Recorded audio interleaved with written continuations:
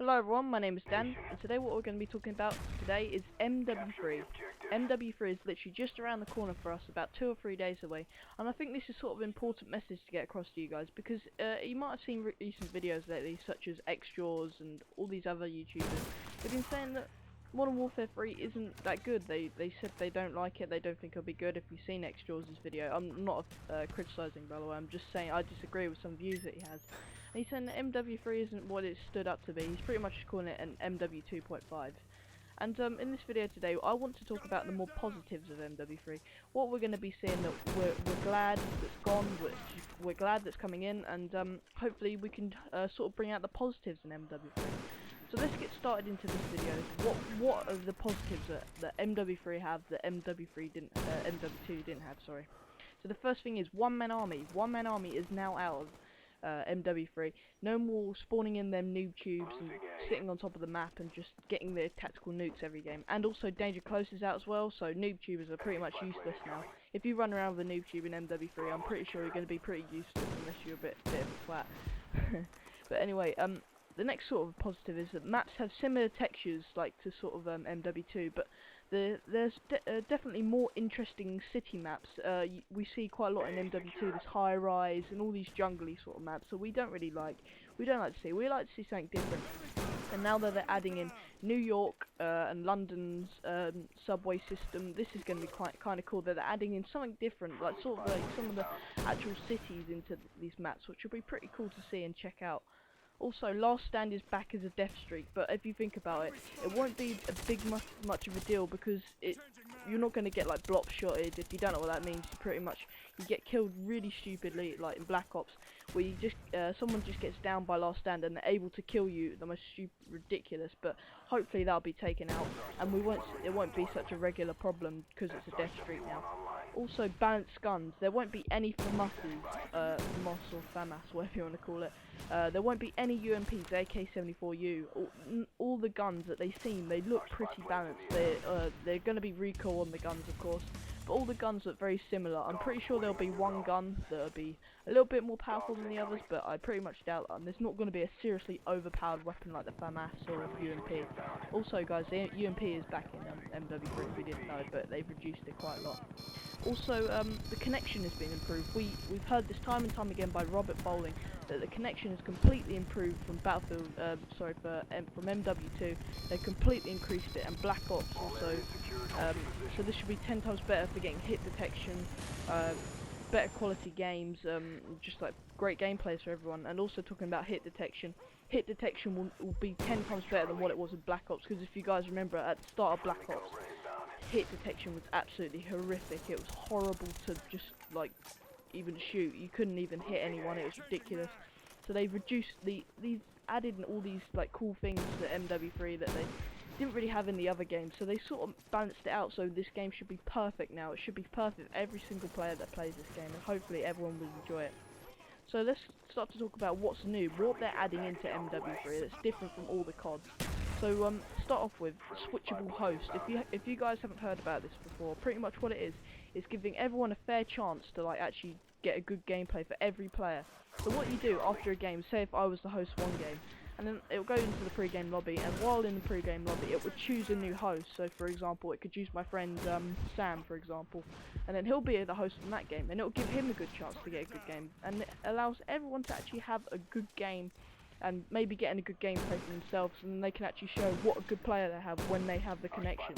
So unfortunately the people might have bad connection, but hopefully the system will sort of pick that up that they got bad connection. Maybe they could swap it to someone else, but I'm pretty sure that because they said they've improved the connection, I think it'll be fine. I think it'll be 10 times better than what it was. Also, the second thing that they're adding is they're adding tighter maps, so they're making this MW3 a more rushing game, not a camping game anymore with the people sitting in the corners on Wasteland and Black Ops where people were just sitting in the corner on Havana, for example.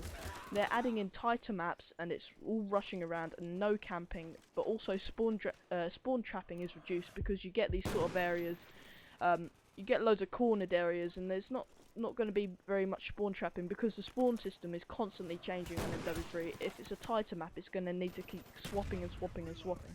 So it needs to make sure it's up to date on its spawn system. Hopefully that'll be 10 times better than what we've seen in any of the CODs. Also, what they've added in new is weapon XP. If you guys also don't know about this, pretty much what happens, you can rank up your gun. And when you rank up your gun, it's pretty much like COD 4, where you had to get like ranks to get your next camouflage. It's similar to that, but you can unlock attachments and new camouflages with it. So I think there's up to 40 levels for one gun, and it's pretty cool that you can actually level up a gun and actually focus on that weapon and like dedicate it. And with that, when you get to level 40, I believe that you can unlock golden camouflage for that weapon. Speaking about golden camouflage, they're also adding in golden camouflage again back in MW3. I think this is awesome. Everyone was so excited for it in MW2, and they were completely let down by the foul camo, which in my opinion looked like a piece of shit, to be honest. Anyway, yeah, gold camo will be back, and I'm really excited for that because we'll be able to see how quickly it will take for people to get that. Also, they're adding in weapon proficiencies. If you guys don't know what this is, it's sort of like an attachment for your weapon, but it's like a sort of attachment perk. It's like stuff like steady aim, sort of you can get stuff that reduces your recoil, stuff that helps you like. There's like this one, I forgot what it's called, but like it'll be good for quickscopers, because when you aim down your sight and you think you're seeing an enemy but you don't know, like the longer the distance away, their name will now pop up. So if it's quite far away, his name will still pop up, so you know that's an enemy, and that'll be pretty cool for quickscopers and like for quickscope montages, and that'll be pretty cool.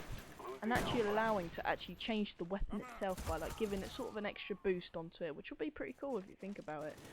Next we have strike packages. Oh, strike packages, these look absolutely brilliant that they brought this in. It allows every single player, I can guarantee that to you now, every single player on MW3 will have an awesome game down to strike packages. If you don't know what strike packages is, guys, pretty much what it is, it allows people to have like their own way of playing COD. There's 3 different types of strike packages. There's an assault, support and specialist. I won't go into too much depth, but we'll talk about it now. And with the assault package, what it is, it's a normal kill streak system. So if you die, you get like 2 kills and you die, yeah, it's reset, you have to get your kill streak again. But with the assault, it's mainly focusing on like assault kill streaks for the person who loves to go around, get all the kills, which is someone like me.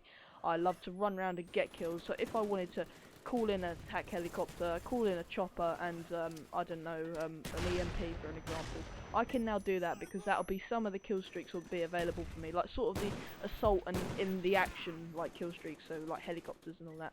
There's also support, which is, I think this is awesome they're bringing this in for people who love playing team objective games, who love being the team player, who really strive on trying to win that game.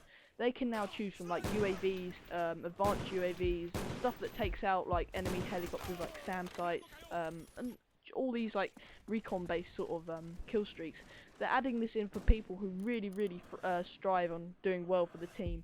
They don't like running around getting loads of kills, and now they can actually do well by unlocking these kill streaks and helping out the team, because it also like sorts of sticks together if you think about it, which is cool. Like the new thing they're adding in, like support can back up the assault. Assault can get all the kills, so it can help out their support. It all ties up very well.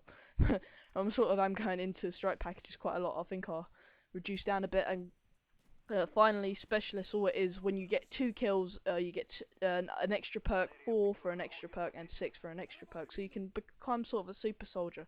So it all just blend in, so every player can have their own way of playing, and they're actually able to be successful, like even if they like don't do that well in the game.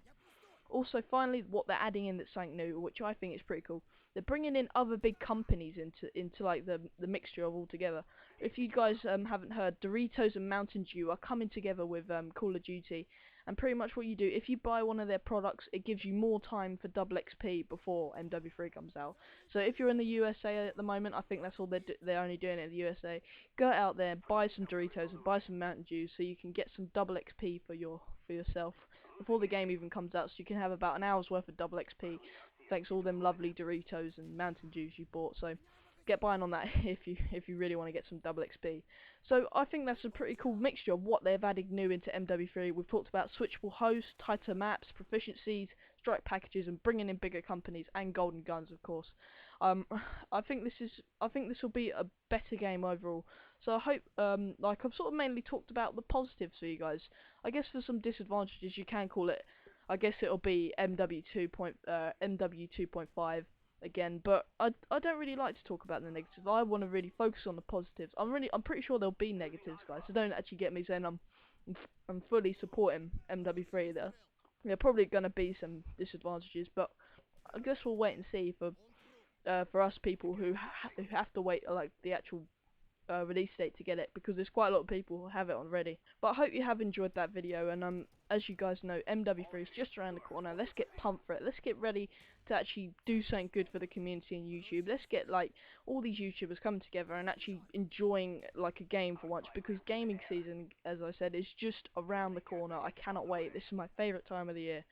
Every game is favourite time of the year, I think. There's Skyrim, Battlefield 3, and MW3, and now GTA 5. I can't wait. It's going to be an absolute epic year, end of the year.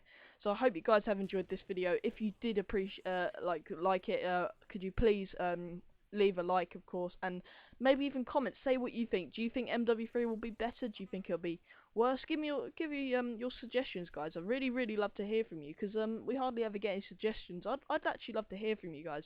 If you have anything, I'm actually quite quick at responding to your questions. So if you do feel free, like if you're not really sure like what I'm saying, just drop a like. Sorry, just a comment. And if you did enjoy it, drop a like. And subscribe as well, guys, because I'm going to be bringing so much MW3 content out when the game comes out. Maybe 2 videos a day. 2 videos a day on MW3. I think I should stop talking now. I'm blabbing on a bit. So I hope you did enjoy this video, guys. As I said, leave a like if you like it, and I will see you later. Goodbye.